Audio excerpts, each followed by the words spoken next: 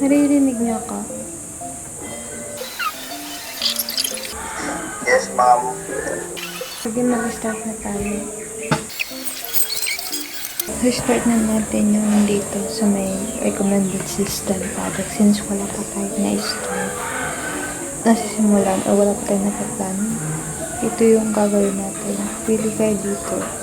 I-fund nyo ang recommended system projects. Pipilit yun sa recommended system.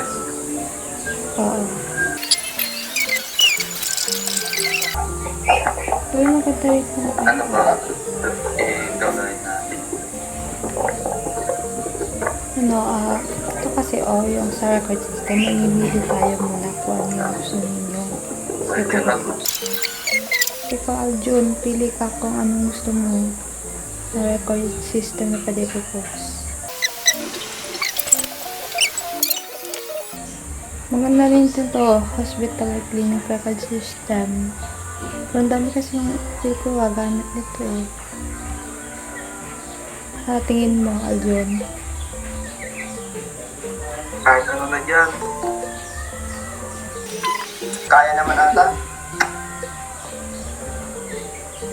Sige, yun na lang nga rin. Kaya na naman sa yun. Kakayanin tayo o kakayanin. Pili kapit kayo kung dito hospital. Sikahan ko po rin. Kayo dito hospital. Kahit ano. Magtutulungan naman tayo. Mga ron. Ay, si Ace, baka meron kang gusto dyan. Ace.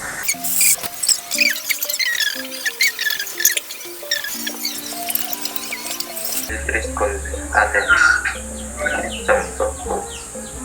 Ay, doon ba kayo nagsasearch? W3? Elementary school. 3 yun. Hindi. Same lang. Mas malinaw ata explanation sa about Sa preschool. Sa elementary school. Wala naman ata doon. Meron ako doon. Yun, anong gusto nyo? Hospital, Hospital. clinical system. Kayo man.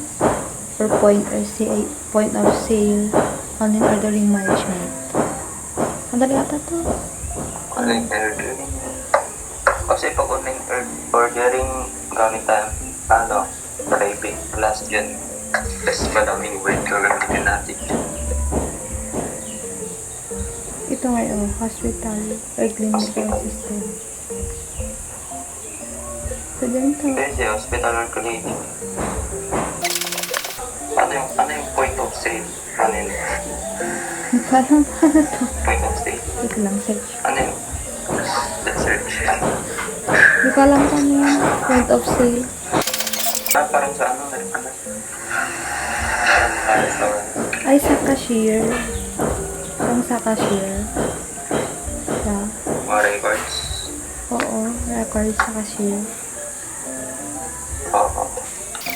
Vehicle rental management system. Sa ano ata to? Yung may ari? Kanya yung ari. Vehicle rental. Vehicle rental. Kunin natin information ng bawat magre-rent. Ayun. Ikan, kaya more. Mas madali. Sige na, nagpilay. Sige. Kayo alam natin.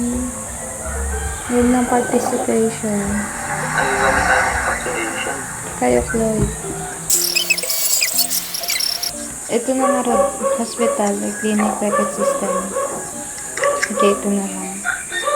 Diba, una natin gagawin. Group introduction, propose. Yung ginawa natin to ngayon. Planning. Tapos sa week 2, gagawin natin, gagawa na tayo ng system or proposal. System. Pwede mag-video sa class nyo sa discussion nyo. Bawal naman ata. Kasi sabi bawal daw maglabas ng cellphone. Para makapag-vlog. Bawal ata. Pwede yun, mag-video. Pwede. Oo, pwede. So, ang gagawin natin, group topic 2 is gagawin na tayo ng system design. Tapos, after nun, yung sa proposal. Yun na lang. Gagawin natin. But for today, for week 1, ito na ang group introduction natin. Tapos yung planning, brainstorming. Sige. Okay na. Sige. Bye. Thank you, Les.